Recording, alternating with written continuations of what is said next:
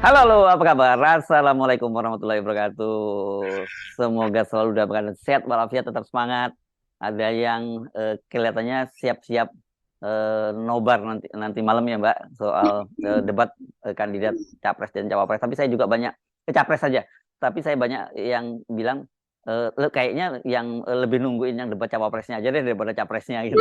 Kalau kalau Pak Prabowo, Pak Anies, Pak Ganjar kita udah mulai hafal. Tapi yang paling ditunggu-tunggu gitu itu adalah Gibran untuk debat. Kenapa? Karena selama ini track record dia itu kan paling panjang dia ngomong berapa menit gitu ya. Ya durasinya itu Ya, sebenarnya average 2 menit ya kalau bicara, karena dan ada juga yang bicara sebab kan gini, apakah aturan KPU ini diubah atau tidak, karena debatnya itu kan dimulai pukul 7 dan dengan durasi 150 menit gitu ya. 150 menit itu kan 2,5 jam ya Mbak ya. Jadi betul. kan ya 2,5 menit itu saya kira, tapi praktis nanti malam itu sebenarnya debatnya pasti nggak dimulai tank jam 7 karena pasti ada seremoni dan sebagainya baru kemudian. Jadi hitung-hitung kalau jam 7 tambah 2 jam setengah itu kan udah 2 setengah 10. Mhm. Atau kalau jadi dimakai apa seremoni dan sebagainya katakanlah 30 menit jadi pukul Mhm. 22 gitu. Padahal kan Gibran ada jam waktu tidurnya sampai pukul 9. Ada Ya. yang komentarnya begitu juga. jadi jadi ini menarik ya cerita semacam ini.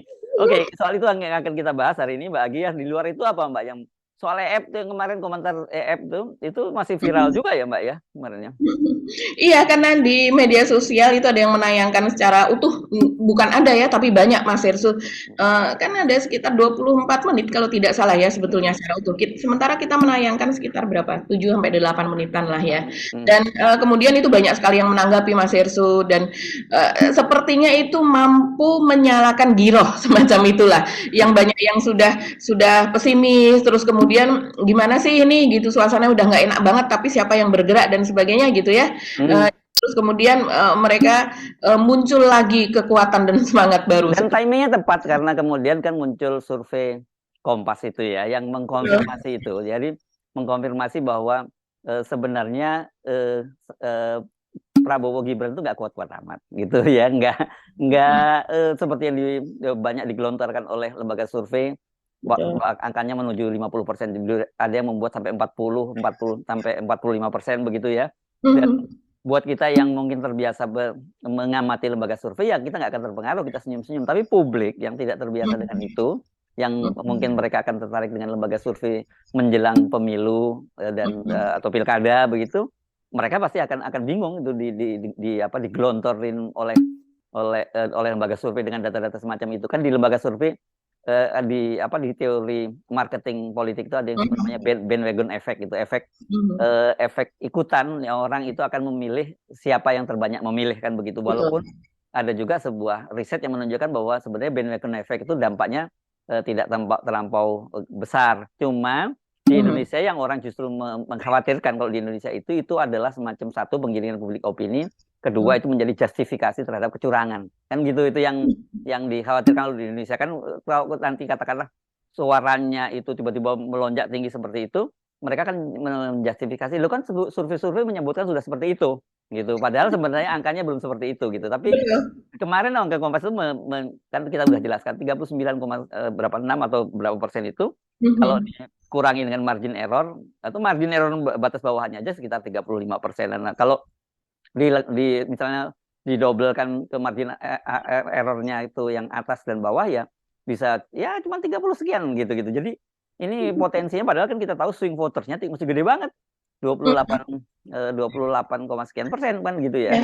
Ya. Jadi saya kira situasinya sekarang justru kalau yang orang paham dengan situ, yang panik bukan, harusnya bukan pendukung oposisi, tapi justru malah istana yang panik dengan data-data itu. Makanya jangan kaget kalau dalam 1-2 hari ini sampai minggu ke depan itu akan digelontorkan lagi hasil-hasil survei yang mendekati Pak Jokowi mungkin, Pak Prabowo dan Gibran mungkin 70% udah hasil surveinya. Oke, topik itu saya kira yang kita bicarakan ya, Pak. Ada 3 topik Iya. tadi ya. Iya, Oke, ya. gimana? Mungkin juga ada yang sampingan-sampingan yang lain juga ya, message pernik-perniknya begitu, karena sepertinya sekarang ketegangan atau emosi itu semakin bertambah begitu kan, karena ini sudah memasuki pekan kedua ini ya kalau tidak salah ya, dari sejak tanggal 28 November kemarin atau sudah mau masuk ke pekan ketiga.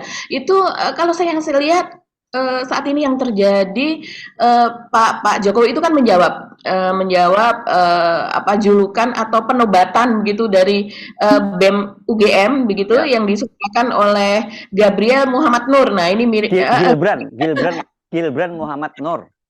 iya iya iya iya. Siapa Mas Hestu? Gilbran bukan Gibran. Gielbran, iya, tulisannya Giel gitu ya, Ya, mirip ya, ya. dengan Gibran sebetulnya, Gielbran Muhammad Nur. Nah, ini dia kan apa sebagai ketua BEM tentu saja, padahal yang menobatkan itu kan BEM ya, tentu saja dia tidak bisa menobatkan sendiri. Tapi saat ini yang diserbu adalah Instagram dari Gielbran itu, Mas Siapa yang Erso. nyerbu? Netizen, luar biasa sekali, terutama pendukung dari Pak Jokowi. Jadi yang, biasanya, bukan bukan Instagram dari, UGM ya, atau Instagram dari BEM, tapi ini Instagram pribadi. Dan saya lihat posisi tadi siang itu sudah hampir 30.000 komentar. Ini untuk seorang, apa namanya, ketua BEM dan ini di Instagram pribadi ini cukup luar biasa, Mas Hersu. Yang Dan belain banyak nggak tuh? bagaimana? Yang belain. Yang belain lumayan gitu, tapi lebih banyak mungkin karena pernyataan dari Pak Jokowi kemarin ya, dia di sebuah, acara begitu, kan dia, ditanya oleh media dan kemudian Pak Jokowi menjawab gitu bahwa, ya itu bagian dari demokrasi, tapi kan, seharusnya ada etikanya, ada Sopan sopan santun. santun, kejujurannya, dia akan mengatakan demikian begitu. Yang membela itu kebanyakan narasinya adalah kalau seandainya Pak Jokowi ini menginginkan anak muda itu menerapkan sopan santun dan etikabilitas ya tentunya harus dicontohkan lebih dulu orang yang lebih tua dan terutama oleh pemimpin bangsa begitu. Bagaimana mungkin anak muda itu diharapkan untuk mencontohkan soal etika sementara seorang ketua Mahkamah Konstitusi saja melakukan pelanggaran berat etika begitu kan. Jadi ini memang luar biasa dan kalau saya lihat saya sering kali seperti ini kalau seandainya ada jawaban yang cukup cukup cukup mengena begitu ya kemudian saya buka begitu kan ini siapa anak muda atau bukan kebanyakan yang menjawab juga kalau melihat akunnya begitu Mas Hersu itu sama-sama masih masih selain Gen Z juga milenial lah di bawah 40 tahun gitu yang mengikuti ini gitu isu ini gitu dan ya itu tadi luar biasa bisa sampai puluhan ribu ya yang menyerbu Instagram dari Gilbran ini Hmm. gitu. Ya, ya, ya. Jangan lagi jangan salah-salah nyebutnya ya, karena dia menyebutkan, saya teringat sekali dalam perjumpaan saya waktu itu kan dia bilang bahwa nama saya Gilbran Muhammad Nur, bukan Gibran. Dan saya kalau dia katanya bocah haram konstitusi, ya kata saya itu terpilih menjadi ketua BEM itu bukan karena bantuan paman saya. Ini dahsyat ini. Cerdas cerdas Versu. Ya. Betul betul. Dan saya Quotable ini kalau kita di media dulu menyebutnya ini quotable gitu ya Mbak ya. iya iya apa namanya quotable begitu ya. Dan kemudian dia yang bulinya itu menyasar kepada apa ya kalau kalau kalau saya melihat sudah ke masalah pribadi betul dan sebetulnya juga masih fine-fine aja yaitu soal bahwa Gibran ini sekarang sudah memasuki semester 9 Mas Hersu. Mm-mm. Jadi dia masuk UGM itu dia kan kelahiran tahun 2000. Kemudian Mm-mm. sekarang mungkin sudah 4,5 tahun begitulah ya dia di sana. Memang Mm-mm. untuk kelulusan untuk S1 itu kan kebanyakan sekarang ini 4 tahun sudah lulus begitu. Ya Tapi ini itu kupu-kupu tuh mahasiswa kupu-kupu iya, Mbak. iya, iya. Kalau lulus untuk 5 tahun itu sangat biasa sekali begitu ya, dan masih ada kelonggaran dari universitas, apalagi kalau seandainya untuk skripsinya, penelitiannya dan sebagainya bukan penelitian laboratorium, tapi dia penelitian lapangan dan sebagainya, harus mengambil sampel dan sebagainya. Jadi ini karena mungkin tidak ada alasan gitu ya, dan Mm-mm. kemudian kita melihat latar belakang dari Gilbran ini kan memang dia cukup berprestasi, dia mendapatkan beasiswa, dia sebelum menjadi ketua BEM dia juga ketua di apa di jurusannya di fakultasnya begitu kan di peternakan dia kalau tidak salah ya. Mm-mm. Nah, terus kemudian sekarang lah ini mungkin puncaknya begitu kan tapi itulah yang menjadi sasaran bully sudah semester 9 belum lulus juga memalukan apa dan sebagainya. Kalau Enggak. saya pernah ditanya sama anak saya begitu Mas Irsu dia berkuliah dan dia mengatakan Mama lebih senang untuk memiliki anak yang selalu mendapatkan nilai bagus dan kemudian dia apa namanya tapi dia tidak ikut UKM, tidak ikut Hmm. unit kegiatan mahasiswa seperti itu ya, himpunan apa dan sebagainya. Saya bilang saya ingin nilai bagus dan saya ingin anak saya tetap berorganisasi. Karena Hmm. dua-duanya dong, ya kan? Dan Hmm. saya Hmm. rasa iya, saya rasa itulah yang harus dilakukan oleh anak muda atau mahasiswa. Nah, sekarang kalau saya melihat fenomena ini yang terjadi pada Gibran, ini kan ketika Pak Jokowi begitu ya melakukan berbagai manuver-manuver, ada cawe-cawe apa dan sebagainya, ingin 3 periode dan sebagainya, dan itu sudah diungkap oleh PDIP begitu kan, bukan omong kosong hal seperti itu. Ya kemudian banyak sekali narasi kan sebelum ini, kemana ini mana mahasiswa, kok mereka belum mahasiswa sekarang nggak ada greget, nggak ada gerak, mereka maunya cuma senang-senang saja, ngafe-ngafe saja. Tapi ketika ada seorang anak muda yang seperti Gibran, seperti Sedek Huang apa dan sebagainya, Ketua BEM UI, itu pembelaannya di mana? Begitu kan Mas Hersu? Ya, ya, ya, ya, ya, Iya kan? oke. Betul. Jadi memang ada fenomena di kampus kan disebut sebagai mahasiswa kupu-kupu ya, Ya. kuliah pulang gitu Hmm. ya. Terus kalau kuliah pulang, tapi itu dia cari kerjaan, terus kemudian dia mikir untuk hidupnya sendiri saja. Sebenarnya itu hidup. Nah, karena mumpung ngomongin anak, ini sindrom orang tua nih ngomongin anak. Saya sendiri juga bilang begitu. Kamu kalau cuma hidup hanya kepada anak saya ini ya, saya bilang kamu kalau hanya hidup kamu itu sukses untuk diri kamu sendiri, kamu itu Mhm. belum sukses dalam hidup. Ya, Ya. hidup itu kamu akan sukses kalau kamu bermanfaat buat orang lain. Mhm. Skalanya beda macam-macam ya, beda hanya skalanya yang kecil, lingkungan dan sebagainya, dan atau lingkungan lebih luas. Dan sebenarnya saya termasuk orang yang mendorong agar anak-anak muda itu terlibat dalam politik, karena sekarang ini kan kesannya bahwa politik itu jadi buruk ya, dan nggak salah di Indonesia kalau orang kemudian sampai kesimpulan seperti itu bahwa politik di Indonesia itu busuk memang ya, karena memang yang Mhm. terjadi semacam itu. Tetapi sampai kapan kita membiarkan mereka-mereka yang busuk itu yang kemudian Mhm.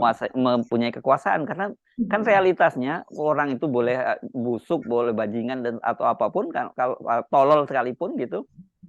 Tapi kalau ketika dia berkuasa, ya dia yang bisa menentukan bangsa dan negara ini mau kemana. Itu yang terjadi pada saat ini ketika kemudian orang-orang baik itu merasa bahwa dia harus harus gua nggak ikut-ikutan deh untuk dunia yang sudah gila ini. Ya isinya orang gila semua gitu, karena orang baik tidak pernah mau tangannya kotor.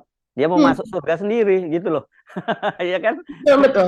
Itu Ya, yang saya kira itu penting kita. Jadi saya betul. termasuk yang bangga dan saya menikmati ketika kemarin membuat dialog-dialog dengan para mahasiswa dari berbagai daerah, dan kemarin saya dapat pesan dari Bung Rocky, kan Bung Rocky ini keliling terus ke Indonesia, di seluruh Mhm. Indonesia baru ini.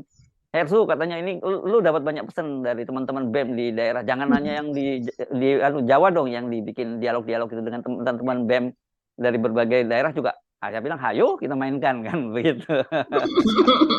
Ya Mas Esu, dan ini berdasarkan kenyataan pengalaman di lapangan ya. Ya. Saya melihat sendiri anak saya bagaimana dia untuk mendapatkan pekerjaan, ini untuk misalnya di perusahaan besar atau di perusahaan multinasional.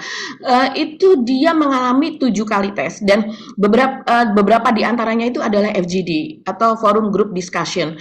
Dan FGD ada yang apa namanya, ada yang singkat dan ada yang lama begitu Mas Esu. Dan ketika terjadi FGD itu misalnya sekitar 1 jam, itu betul-betul direkam. Jadi ada kamera dari berbagai angle dan itu direkam dan itu nanti dibawa ke forum board of director begitu, dan mereka yang memberikan penilaian begitu. Jadi di situ akan terlihat mana yang aktif, mana yang bisa uh, uh, me, memberikan gagasan dan kemudian mempertajam gagasan milik dia ataupun milik orang lain yang dia setuju, bisa memberikan alasan-alasan yang masuk akal, reasonable seperti itu. Dan itu yang terjadi saat ini begitu, tidak hanya di, bahkan untuk FGD tersebut kalau di perusahaan-perusahaan besar itu dalam bahasa Inggris begitu. Nah, ini anak-anak ini kalau dia tidak dilatih dia memang akan ketinggalan Mas Hersu. Ya. Jadi kalau seandainya sekarang kita melihat, mohon maaf ya, seperti Gibran gitu yang sudah bersekolah di luar negeri, katanya sudah di Australia dan kemudian di Singapura, dan kemudian terbata-bata dalam menyampaikan sesuatu, agak heran juga begitu bagaimana mungkin di luar negeri tidak dilatih FGD, sementara di Indonesia itu pada berbagai kesempatan, pada penugasan, terus kemudian memaparkan hasil penugasan dan sebagainya, itu dosen itu sudah menerapkan FGD Mas Ensu. Yes, oke.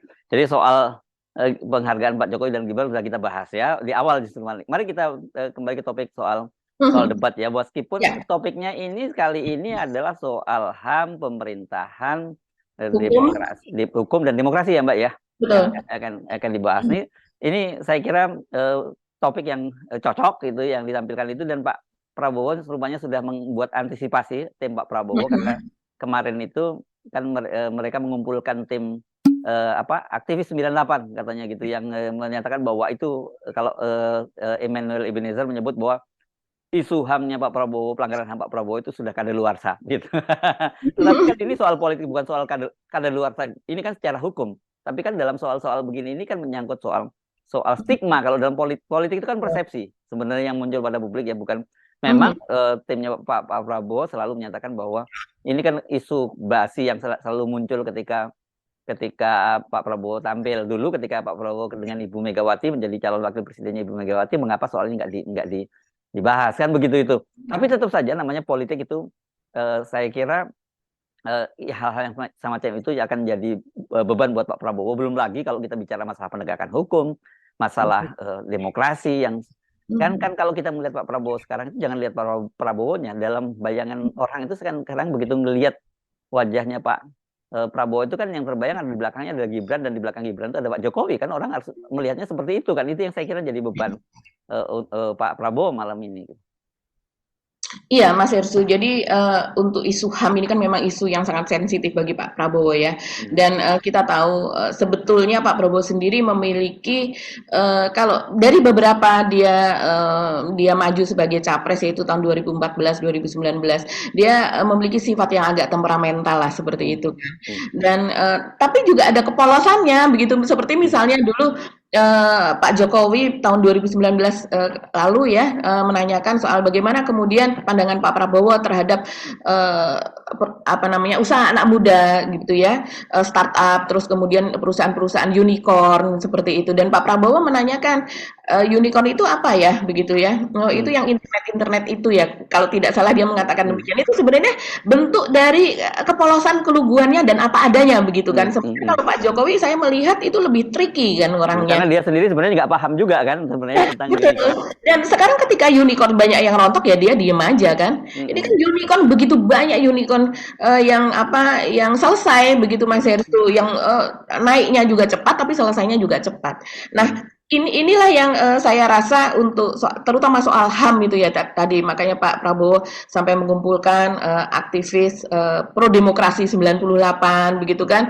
Hmm. Tapi dan kemudian saya sayangkan kenapa HAM ini kok tidak muncul dalam visi misinya. Padahal HAM ini pelanggaran HAM berat, penyelesaian keinginan untuk melakukan apa setidaknya penyelesaian atau tahapan-tahapan penyelesaian untuk HAM berat di masa lalu kan tidak hanya sekedar pelanggaran soal penculikan yang dilakukan oleh Pak Prabowo dan jenderal yang lainnya begitu oleh aparat yang lainnya, tapi kan banyak sekali pelanggaran HAM di masa lalu, Mas Hersu, Hmm. yaitu Hmm. misalnya seperti apa pembunuhan orang yang diduga dukun santet seperti Hmm. itu. Hmm. Hmm. Terus kemudian juga tragedi misalnya tragedi Talang Sari Hmm. di Hmm. Hmm. jam itu juga kan pelanggaran HAM di masa lalu yang sampai sekarang sungguh sulit gitu untuk diungkap begitu. Jadi tidak hanya milik Pak Prabowo saja, tapi dia begitu karena dia menjadi salah satunya, maka yang kita sayangkan kalau saya lihat di visi misi itu tidak masuk ke dalam visi misi Ya, dari Pak ya. Prabowo. Dan saya rasa ini hal yang sensitif untuk pandangan orang luar ya, karena HAM itu kan menjadi salah satu jualan sebetulnya kalau di luar negeri di negara demokrasi. Ya, ya. Jadi saya kira mungkin ya kalau dia menyinggung pelanggaran HAM yang lain, orang pasti akan mengungkit ya apa yang dilakukan oleh Pak Prabowo. Itu saya kira hal yang sensitif gitu ya. Jadi ya lebih baik tidak dibahas soal soal itu gitu. Itu yang memang sangat sangat disayangkan, dan saya kira sebenarnya tipikalnya Pak seperti Anies Baswedan maupun Ganjar pasti tidak akan ofensif lah terhadap Pak Prabowo begitu ya. Jadi memang kita tidak akan berharap akan muncul debat yang cukup seperti kita saksikan di luar negeri, khususnya Amerika gitu, yang memang betul-betul sebagai sebuah tontonan itu dan juga substansinya itu menjadi sangat menarik gitu ya, Mbak. Kalau di Indonesia memang apalagi formatnya kemudian ada pertanyaan dirumuskan oleh para panelis dan sebagainya, menurut saya agak aneh gitu. Ngapain sih panelis diminta merumuskan pertanyaan-pertanyaan yang kemudian diundi untuk diambil oleh kandidat kan gitu. Sebenarnya panelis sih panelis saja, nggak usah merumuskan pertanyaan untuk kandidat kan gitu. Iya, iya. Jadi memang kan untuk debat ini ada berapa? 8 segmen ya kalau tidak salah ya Mas Irsu. Ada 6 segmen, 6 ada segmen, Mbak, ya. 6 segmen dan 18 pertanyaan begitu. 18 pertanyaan itu dibuat oleh para panelis, terus kemudian juga ada kesempatan untuk saling menanggapi atau menyanggah, tapi hanya 1 menit. 1 menit apa untuk gagasan atau sanggahan yang bisa diberikan untuk yang mewakili mulut begitu ya, mulut dari rakyat Indonesia yang jumlahnya ada 278 juta saat ini perkiraan begitu kan. Jadi ini aneh betul kalau menurut saya, apalagi kemudian dari 6 segmen ini kan ada jeda iklan gitu ya. Jadi memang ada 2,5 jam. Kita tidak tahu kalau kalau ini karena kita tapping sebelum ada debat tersebut. Tapi kalau biasanya kan memang untuk debat yang pertama itu ada apa namanya, ada pidato lah begitu ya dari KPU apa dan sebagainya. Dan kemudian saya rasa ini akan waktunya habis juga karena untuk jeda kalau 6 segmen berarti ada iklan itu ya sekitar 5. Nah, 5 kali 5 menit katanya iklannya sekitar 5 menit. Itu berarti sudah terpotong 25 menit. Belum terpotong untuk upacara-upacara yang di awal itu tadi Mas Hersu. Jadi saya rasa sebenarnya memang kurang seru begitu apalagi dibatasi untuk menanggapi atau untuk bertanya begitu hanya 1 menit begitu kan. Sementara ini orang-orang hebat yang akan memimpin kita di Ya, ya. 5 tahun yang akan datang. Ya, saya kira topik ini mungkin kita cukup sampai di sini. Akan lebih seru kalau kita membahas yang soal viralnya video yang kemarin Gija Keputar dan juga survei-survei yang bermunculan. Saya kalau nggak salah ada yang mempersoalkan bagaimana saya nggak tahu pengamat atau siapa yang tadi baca sekilas yang mempersoalkan bagaimana mungkin suara Pak Prabowo itu naiknya Prabowo Gibran itu naik sangat tinggi dan kalau dia hitung katanya setiap hari 450.000 kenaikan pemilihnya ya. Padahal kita tahu bahwa tiap hari Gibran wakilnya itu babak belur. Logikanya ya akan turun bukannya naik begitu ya, Mbak. Saya kira kita masuk ke topik itu, Mbak. Oke. Iya, jadi ada satu pengamat ini Mas Irsu dari Pusat Studi untuk Demokrasi, namanya Kiki Rizky Yoktavian. Ini dari kampus atau dari lembaga independen biasa? Dari lembaga Mas Irsu. Jadi terus kemudian dia mengatakan persis seperti yang Mas Hersu katakan tadi, dia terheran-heran, dia menyoroti ya kenaikan 9,7% suara pasangan dari Prabowo Subianto dan Gibran itu, dan itu hanya terjadi yang dilansir oleh lembaga tersebut, ya oleh yang dilansir oleh LSI, Mas Hersu. Jadi LSI ini kan melakukan survei itu pada bulan Oktober dan kemudian sekarang. Jadi gini. Ketika muncul survei dari EF ini, Mas Hersu, dan sekarang menjadi viral ya, itu kan dalam waktu hanya selang 1-2 hari, hampir bersamaan, itu ada survei-survei lain yang bermunculan begitu, termasuk dari indikator, terus kemudian dari yang lainnya kemarin yang kita bahas tuh dari mana tuh Mas Hersu. Nah, itu dan itu berbeda begitu ya, antara satu survei yang satu dengan survei yang lain ini berbeda. Nah, survei dari LSI ini kita kan berkali-kali sudah menyebutkan bahwa kalau LSI Denny JA itu berafiliasinya kepada Prabowo. Kita bisa lihat itu kan dari hasil-hasil surveinya. Dan kemudian menurut Kiki ini, survei LSI itu menyatakan pasangan Prabowo Gibran itu meningkat hingga 45,6%. Jadi naik drastis menjadi 45,6%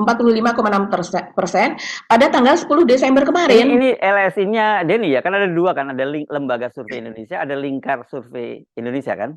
Iya, betul. Yang satu punya siapa ya Mas Hersu? Hanan itu? Yang satu itu sebenarnya lembaga survei itu yang aslinya itu tadinya kan lembaga survei Indonesia itu kan kemudian pecah menjadi ada lingkar survei Indonesia, SMRC dan sebagainya gitu, kemudian Indobarometer kan pecahan itu. Sekarang yang lembaga survei itu dipegang oleh Jayadi Hanan, sementara kalau lingkar survei Indonesia itu Denny JA.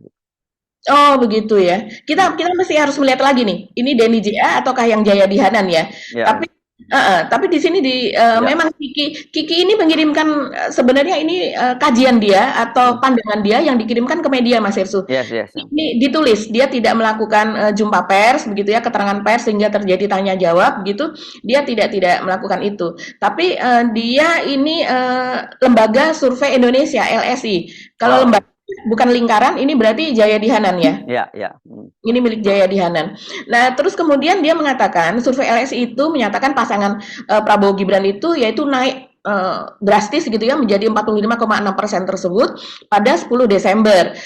Unggul daripada dua yang lainnya jelas begitu. Sementara pada survei yang sama begitu ya soal elektabilitas di bulan Oktober itu LSI atau Lembaga Survei Indonesia itu mendapati itu elektabilitasnya hanya sekitar 35,9%. Jadi itu naiknya luar biasa Mas Irsu, hampir 10% gitu ya, 9,7%.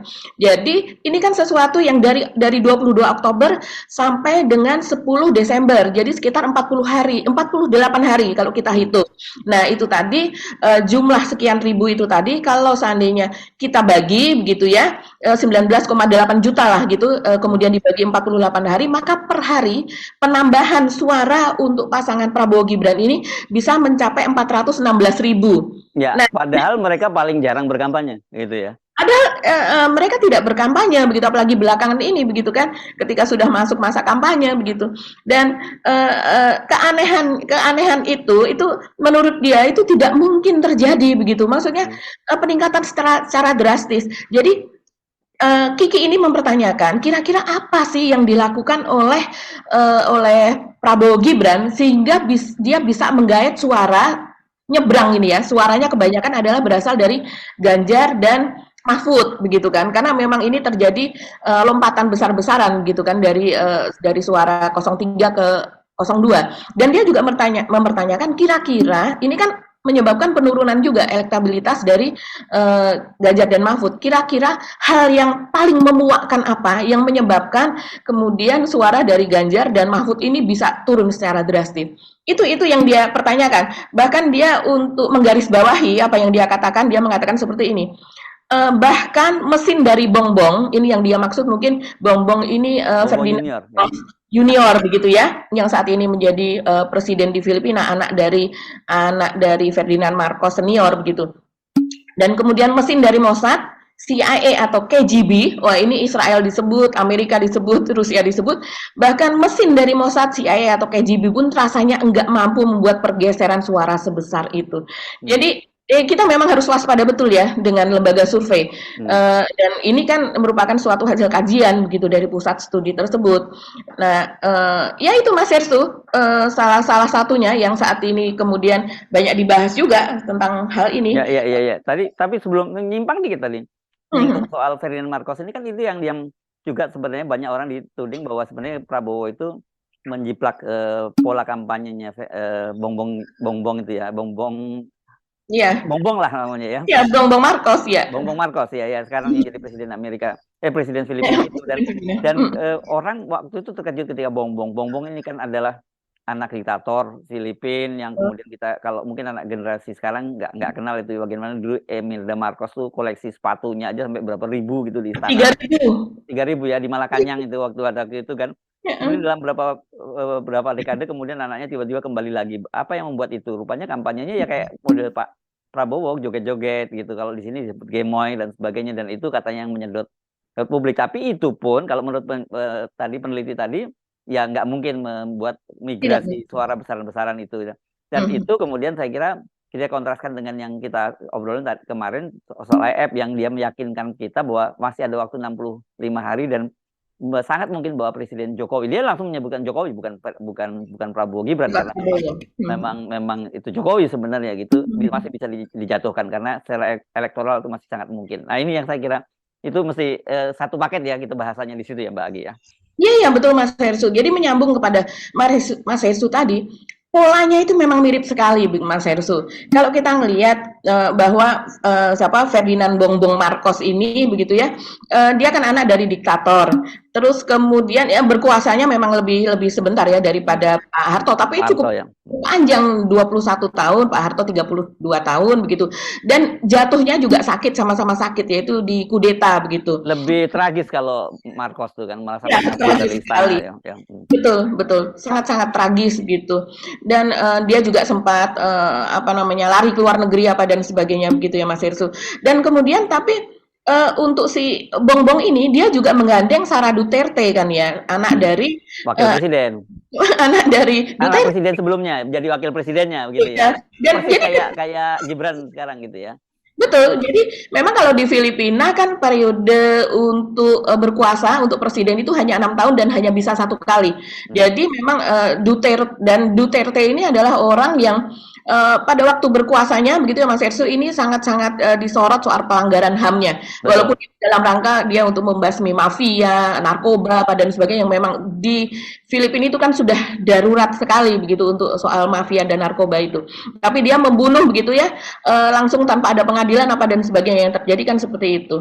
Dan karena dia masih punya legacy, dia masih punya program yang ingin dia lanjutkan begitu, maka kemudian dia menduetkan ini Sara Duterte yaitu anaknya ini dengan Bongbong Marcos dan itu pemilihan berlangsung ketika Duterte ini si ayah ini masih menjabat sebagai presiden. Jadi sekarang yang terjadi dan mereka juga namanya membuat gimmick-gimmick dan mereka menang lewat media sosial bisa dikatakan demikian karena Ferdinand Marcos ini di rebranding ulang seperti sekarang yang terjadi pada Pak Jokowi di Pada Pak branding Prabowo.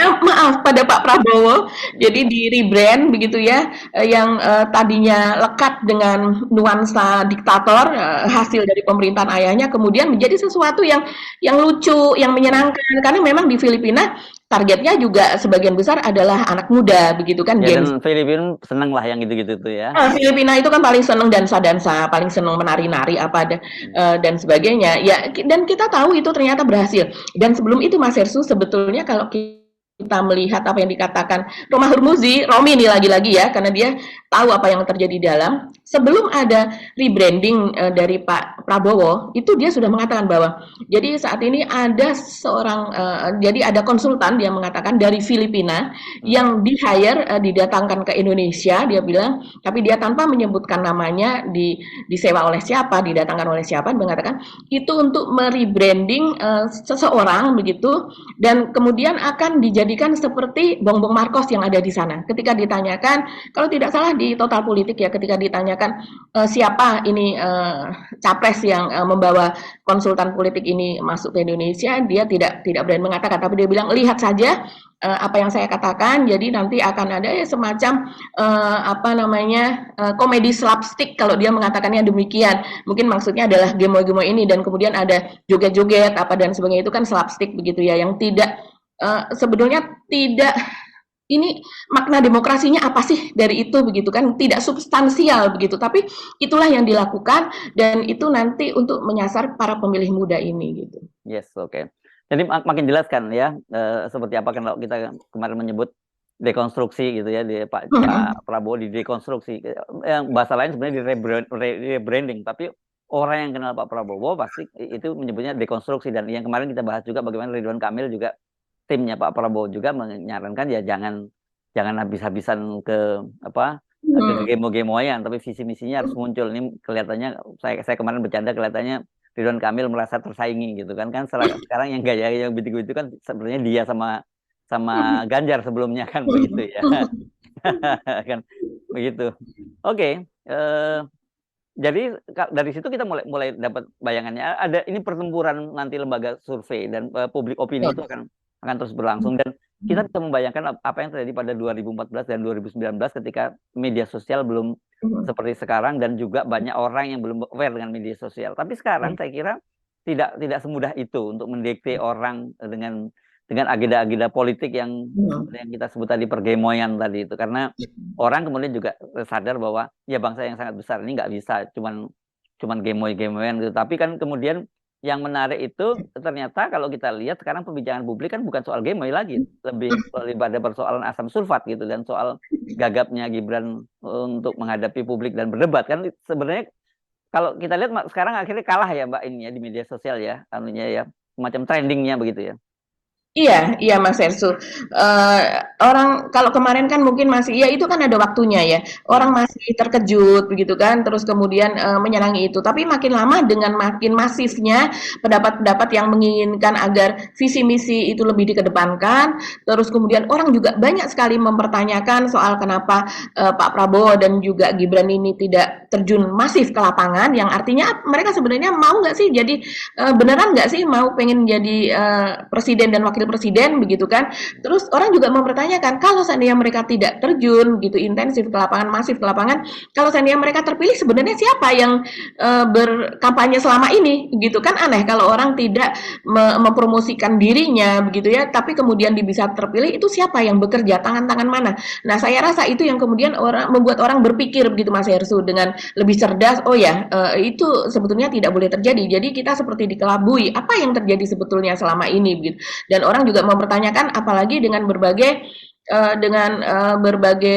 kejadian yang terjadi pada Gibran ini yang sepertinya entah terpeleset atau memang dia kurang paham tentang apa yang dia katakan, dan kemudian juga apa yang terjadi pada tim dari apa yang membranding Gibran gitu kan Mas Yesu, karena sejauh ini kan dia sudah mendapatkan 2 kali teguran karena melibatkan anak-anak dalam kampanyenya, dan kemudian satu kali lagi yang ada di Bawaslu itu adalah soal bagi-bagi susu di CFD, kemudian soal merek susunya yang tinggi gula, rendah gizi, kemudian pernyataan dari timnya Gibran sendiri yang mengatakan ini kalau tidak salah Erwin Aksa ya, yang dia mengatakan bahwa kenapa ini pakai merek yang sangat terkenal, merek susu yang padahal selama ini mereka mempromosikan bahwa mereka akan memperkuat UMKM, dan Gibran sendiri selalu mengatakan ayo jadi pengusaha. Ketika ditanya gimana ini apa lowongan-lowongan ini banyak diisi ordal atau orang dalam gitu istilahnya anak sekarang, kan dia mengatakan jadi pengusaha saja. Jadi pengusaha artinya kalau seandainya seperti Gibran mungkin bisa langsung dengan skala langsung ke menengah atau bahkan mungkin papan atas. Tapi kalau orang-orang biasa kan biasanya memulai dengan UKM, UMKM, bahkan tidak hanya kecil tapi mikro kan seperti itu Mas Hersu. Nah, tapi kenyataannya sekarang susu yang dibagikan Gibran adalah milik perusahaan besar, grup perusahaan besar yang bisa dikatakan konglomerasi seperti itu. Bagaimana keberpihakannya padahal nanti kan ada triliunan gitu kan. Ya mereka mengatakan memang nanti kalau sudah berjalan barulah kita akan masuk ke sana. Tapi apa yang dikatakan oleh Erwin Aksa yaitu masuk ke dalam TKN-nya Prabowo Gibran, dia mengatakan ya nanti kalau seandainya sakit perut gimana, kami kan tidak bisa menanggung kalau seandainya itu produksi dari UMKM tidak higienis dan sebagainya. Itu saya terkejut loh Mas Ersu mendengarkan pernyataan semacam itu, karena UMKM di Indonesia dia kan ini pengusaha. UMKM di Indonesia itu dari IRT-nya dari apa dan sebagainya ketat banget ya. Ketat sekali Mas Eris, saya pernah meliput itu dan saya pernah coba mengikuti apa yang ada di sana itu dari pagi sampai sore pelatihannya selama beberapa hari, kemudian ditinjau ke rumah apa dan sebagainya, yang kalau terjadi kesalahan itu langsung diambil sertifikat industri rumah tangganya yaitu ERT. Begitu juga kalau misalnya dia menggunakan komponen seperti air, itu airnya itu sumber air mata airnya dari mana dan sebagainya itu harus ada uji lab dan sebagainya, dan kemudian dari pihak kesehatan itu bisa secara tiba-tiba gitu ya datang ke rumah kita atau ke tempat produksi kita untuk melihat komponen-komponen atau variabel-variabel kita yang dipakai untuk proses produksi sesuatu minuman atau makanan yang kita olah begitu. Jadi kalau seandainya pemerintah selama ini sudah mengusahakan hal itu, tapi kemudian ada keraguan gitu ya dari pihak Prabowo Gibran, padahal ini selama masa kampanye ini kita pernah membahas ini Mas Irsu, di Jakarta Timur aja kalau tidak salah waktu itu ada 30.000 kan ya untuk makan siang dan kemudian juga susu, yang artinya ini berputar, ini banyak sekali, ratusan juta setiap harinya, bahkan mungkin miliaran, karena itu di satu titik saja. Sementara ini kan di banyak titik di seluruh Indonesia, gitu. Yang ini akan bisa menggulirkan UKM tersebut. Nah, kalau kita tahu Mas Hersu, yang namanya di Pengalengan itu ada berapa perusahaan susu, yang namanya di Bogor dari sejak Tapos sampai ke atas, begitu ya, Cisarua, Cipayung, itu banyak sekali industri rumah tangga yang mereka sudah bersertifikat juga, begitu. Ini sangat-sangat disayang, apalagi di Boyolali, begitu ya, di Jawa Tengah banyak sekali. Sangat disayangkan pernyataan yang seperti ini. Oke, kita pindah topik ya Mbak. Apa topik yang belum kita bahas dari topik-topik yang kita sodorkan tadi Mbak Agi? Ya mungkin pendidikan yang lain ya, seperti itu tadi kita sempat bahas soal Gibran gitu, yang Pak Jokowi begitu kan. Pak Tadi sudah kita bahas lumayan panjang ya. Kita sudah bahas lumayan panjang, tapi tanggapan dari PDIP, saya lihat sekarang PDIP dalam situasi yang agak sempoyongan kali ya Mas Hersu. Ya kan? Kenapa sempoyongan? Ya, saya melihatnya misalnya tanggapan seperti dari Hendarwan Supratikno ya, ini ketua DPP bidang apa ya, semacam ilmu pengetahuan atau pendidikan atau apa begitu kan, dan dia mengatakan bahwa ya survei-survei yang ada sekarang ini dia tidak percaya bahwa Ganjar itu terjun bebas begitu, dia mengatakan sepertinya ada intervensi di lapangan semacam itulah begitu. Dua Terus hal yang berbeda ya, intervensi di lapangan yang mengakibatkan suara turun atau intervensi di lapangan yang ngotak-atik data survei. Itu kan dua hal yang berbeda, Mbak. iya, iya, tidak dijelaskan begitu, tapi sepertinya dia menyebutkan koresponden. Jadi berarti Respondennya ya, ya respondennya disebutnya. korespondennya yang di Otak-atik. otak-atik, istilah dia disrupsi lah ya begitu. Nah itu disrupsi ya kita bisa katakan itu semacam intervensi yang ada di lapangan sehingga nanti hasilnya bisa seperti yang Ah, diprediksi kan seperti itu. Begitu juga dengan Hasto. Hasto mengatakan bahwa ya ini mesin politiknya belum ini akan menerjunkan yang lebih apa ya pasukan gitu di 18 provinsi yang lebih masif dan sebagainya. Tapi padahal kalau kita lihat ke belakang, ini PDIP yang paling siap loh Mas Hersu. Mas Heru masih ingat bahwa pelatihan-pelatihan sekolah-sekolah partai itu intensif dilakukan oleh hmm, PDIP. hmm. Bahkan pada bulan Agustus, pada waktu itu kan Gibran dan juga Bobi begitu wali kota Medan menantu dari Pak Jokowi itu kan masih dalam apa namanya proses mengikuti sekolah-sekolah partai itu Ya, dalam rangka menuju ke ya. mereka sebagai tim apa jurkam sebagai jurkam dan mereka sempat direkam begitu ya. Datanglah pada tanggal 14 Februari dan kemudian mencoblos Ganjar dan sebagainya dan itu dipermasalahkan ketika itu karena bocor begitu kan. Hmm, hmm. Jadi sebenarnya PDIP ini Jangan diungkit-ungkit cerita ya. masa lalu. Itu mengorek-ngorek luka lama itu namanya, Mbak Agi.